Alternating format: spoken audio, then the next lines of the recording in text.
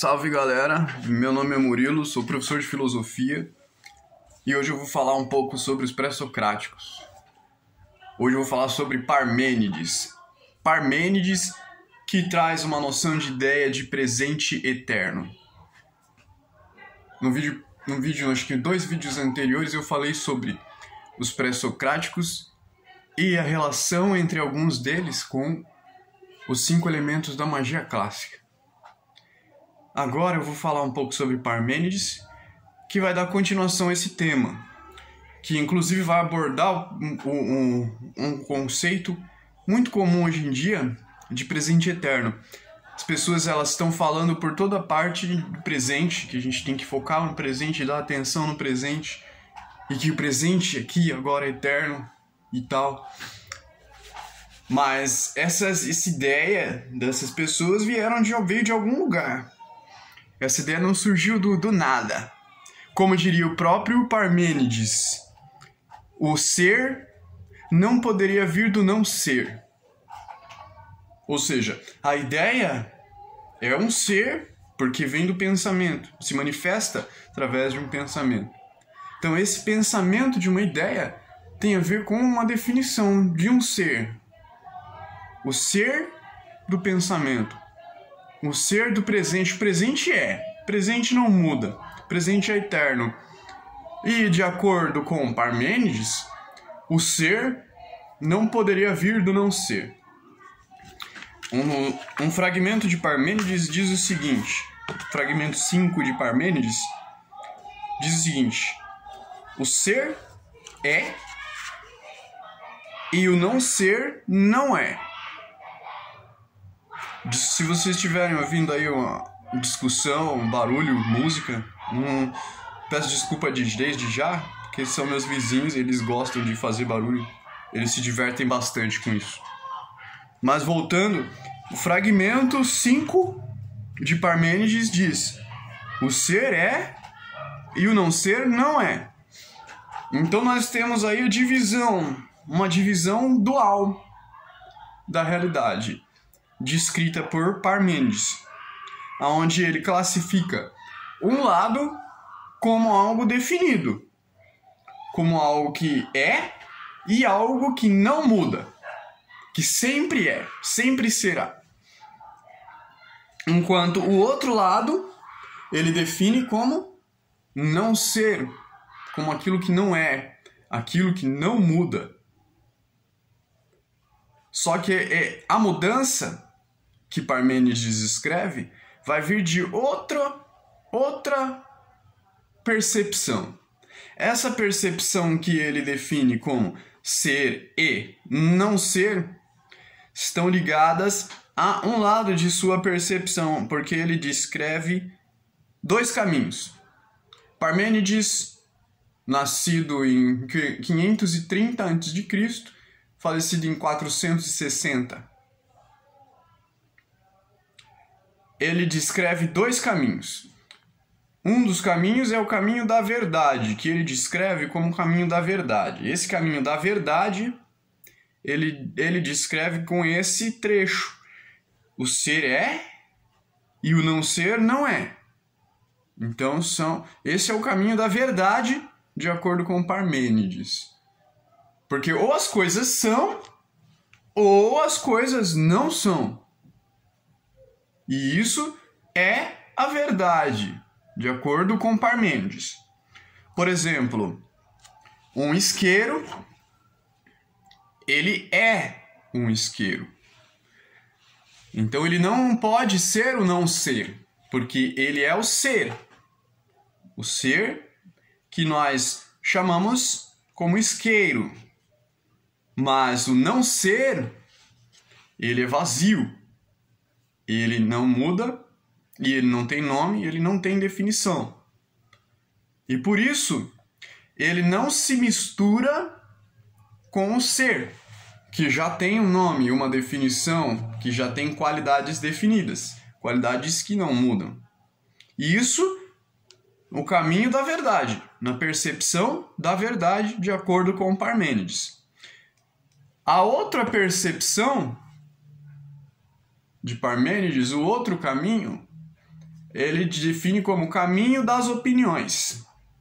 Esse caminho das opiniões, então, vai ser o caminho da mudança, aonde as coisas são e não são, porque elas estão em transformação. Então, isso é um isqueiro, mas não é um isqueiro, porque ele também é plástico, também é ferro, também é gás, e tudo isso vai se transformar, porque está se transformando, está se deteriorando. Todos os átomos se deterioram com o tempo. Eles perdem energia. E isso é a mudança. E assim nós temos então, de acordo com Parmênides, a opinião. A opinião que vai conseguir misturar esse ser e esse não ser, gerando então uma espécie de metamorfose, uma espécie de ser barra não ser, que para ele seria um absurdo. Seria uma opinião que não condiz com a realidade, que não condiz com a verdade. E aí a gente pode usar essa ideia para aplicar ao pensamento. Tem outro fragmento de Parmênides, fragmento número 8. Diz o seguinte: é a mesma coisa pensar e ser. O pensamento e o objeto do pensamento. Então, para Parmênides, pensar e ser são a mesma coisa. O não ser é o vazio, o não ser é o não pensamento. Já o pensamento, ele pensa com nomes, formas, cores, com definições. E esse pensamento, sim, é o ser. Logo, não há separação entre o ser que pensa e o ser que é pensado. Então, para Parmênides, o objeto pensado, por exemplo, o isqueiro, ele é o ser. Assim como eu que penso, o objeto pensado, também sou o ser, que estou pensando o objeto pensado. Logo, eu sou o pensamento. Eu sou o objeto pensado. Já o não ser, para Parmênides, seria um impensável. E não haveria como misturar ambos. Essa é uma ideia dual. Uma ideia dual que foi próxima, mais ou menos próxima à época de Sócrates. E ela também tem relação com a dualidade de Sócrates. A gente usa Sócrates como base porque ele acabou se tornando mais famoso. O filósofo mais famoso. Com aquela frase, sei que nada sei. E ele também tem essa ideia de dualidade, de separar o mundo inteligível com o mundo sensível. Então a gente pode fazer uma analogia aí entre o mundo inteligível, que é para Parmênides o mundo do ser, e o mundo do não ser, que são opostos entre si, que não se interagem entre si, ou seja, tem uma dualidade. E a gente tem do outro lado, o mundo sensível, plano sensível das opiniões, relacionado analogamente ao plano das opiniões de Parmênides.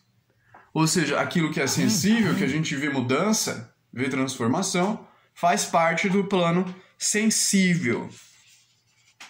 Então a gente tem essa separação da dualidade através de Parmênides em duas realidades.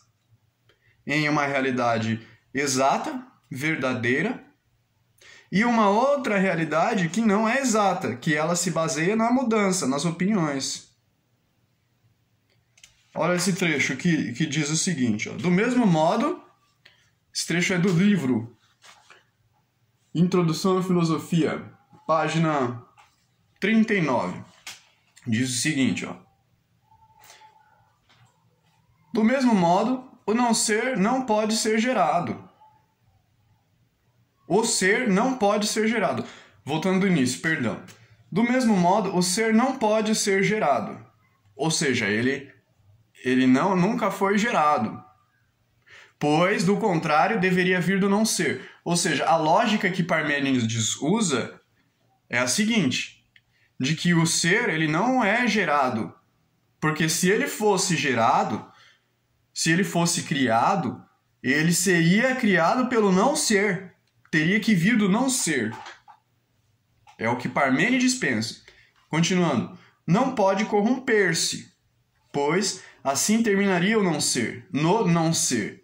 Então, se o ser se corrompe, ele não pode se corromper, na opinião de Heráclito. Mas, se ele se corromper, ele viria do não ser. Ele se tornaria o não ser ao se corromper. Porque deixaria de ser. E aí ele já não seria mais. Entende? Continuando, não pode aumentar, pois de onde, senão do não ser, viria o mais? Ou seja, para que ele aumentasse, para que o ser aumentasse de tamanho, ou diminuísse de tamanho, ele teria que ser relativo ao não ser. Mas para Parmênides isso não acontece. Para Parmênides. Continuando, portanto, o ser é inalterável. Também é imóvel, pois, para mover-se, deveria haver um vácuo em que pudesse se mover. Mas o vácuo, o não ser, não é. Então, para que houvesse movimento, deveria haver um vácuo entre o ser e o não ser, no qual o ser se movimentasse. O que para Parmênides não é. Por isso ele elimina a ideia do movimento e se opõe à noção de Heráclito. Heráclito vem com a noção do movimento, de que tudo se move. Parmênides vem com a oposição, dizendo que as coisas não se movem. Ou elas são, ou elas não são. Aquilo que se move, para Parmênides, vem do plano das opiniões. Continuando aqui. Ele é indivisível, pois o que, fora do não ser, poderia dividi-lo? Mais uma vez, ele dizendo que não se divide. O ser, ele é uno, ele não se divide. Porque ao se dividir, ele teria que ser dividido pelo não ser. Assim como o som. Ele tem o tom e ele tem o silêncio. O ser e o não ser. E para dividir uma nota, o som, seria preciso, então, acrescentar entre esse som o silêncio. Assim como, para dividir o ser, teríamos que, então, que dividi-lo com o não ser. Assim como o som é dividido com o silêncio, com o seu oposto. É único, todo, inteiro, compacto, contínuo, pois, por falta de um não ser que o dividisse ou aumentasse, o ser está sempre em contato consigo mesmo. Então, para ele, não há esse contato entre o ser e o não ser. Então, não há como dividir. Não há como aumentar. Não há como mudar. Tudo isso aí, ele vai descrever com um outro caminho. O caminho que ele descreve como o caminho da pluralidade. Então, ele fala do caminho da verdade, que a gente pode chamar de monismo. Monismo no sentido de enxergar o ser como um só, e o caminho da pluralidade, que ele vai dizer como o caminho da opinião, onde as coisas vão mudar, onde ele vai abrir um vácuo entre o ser e o não ser, e entre esses dois opostos vai haver a mudança gerada pelo sensível, pelas impressões. Esse caminho da pluralidade que seria o caminho do movimento, o caminho do devir e das aparências, objeto das opiniões. Seria então, de acordo com Parmênides, desprovido de racionalidade. Essa é a ideia do filósofo Parmênides. Ele traz, ao mesmo tempo em que ele traz uma noção de mudança, ele traz uma noção de estabilidade, focando principalmente na estabilidade, ao afirmar que a mudança vem das aparências, ao afirmar que a mudança vem das opiniões.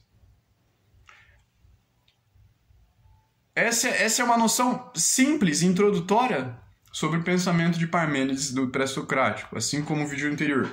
São introduções. Então, se você tiver interesse em compreender melhor esses temas, que são temas bem complexos, apesar de extensamente curtos, uma extensão pequena,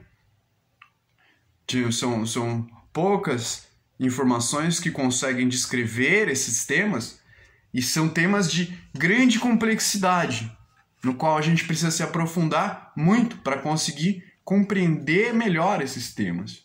E também a gente não pode esquecer do que eu disse também, de que o nosso objetivo, o meu objetivo e o nosso objetivo, não tem o propósito de encontrar quem diz a verdade ou quem diz a mentira.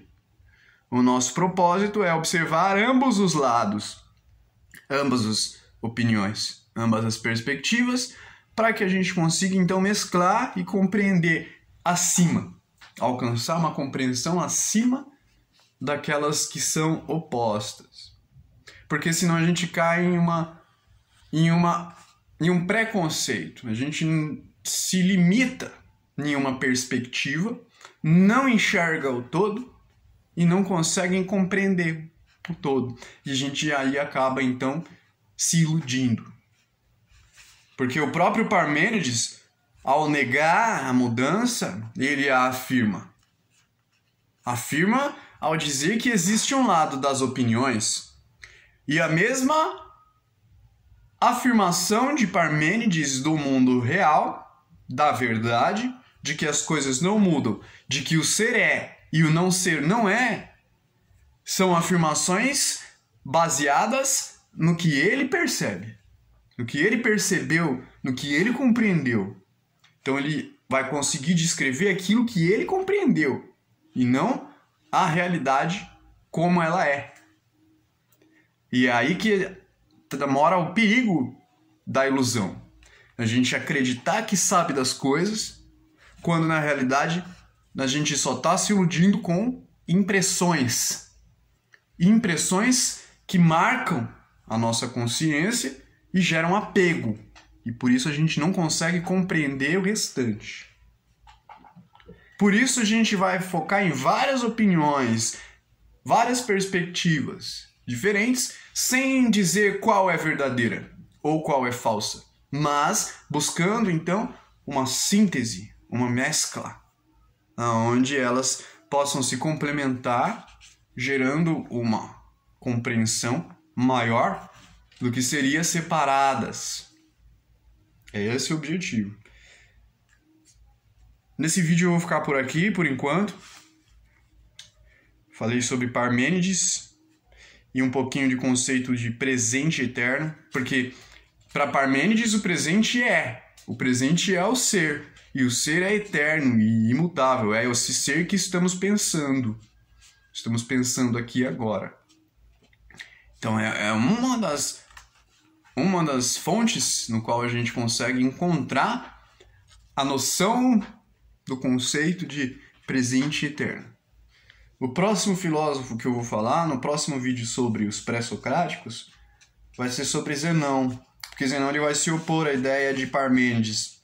Então a filosofia trabalha assim, a gente vai sempre indo para o oposto, a gente vê uma coisa, uma opinião, uma informação, uma afirmação, depois a gente vai buscar o seu contrário, o outro lado, a gente vai tentar enxergar o outro lado, para a gente não se limitar nos preconceitos da falta de percepção.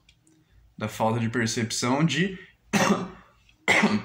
perspectivas limitadas, incompletas. No próximo eu vou falar sobre Zenão. Zenão que tenta demonstrar aí o absurdo e rejeita a posição de Parmênides. Quem gostou do vídeo, galera, dá um like, compartilha. E é isso aí, tamo junto.